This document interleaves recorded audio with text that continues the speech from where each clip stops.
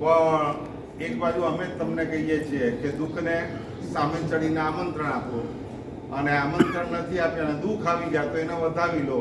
ત્યારે એમ થાય આ ગરમીમાં દેવનગરની અંદર જાણે હિલ સ્ટેશનમાં બેઠા હતા અને ત્યાંથી અહીંયા આવ્યા એટલે એમ લાગે છે કે તળેટીએ પાછા નીચે આવી ગયા.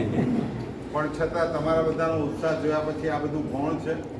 એટલે આવતીકાલે બરાબર કેટલા વાગે? 7:15 હા, કાલે પાછી પાંચમ પણ છે અને ભેગા વર્ષી તપવાડાને શું છે?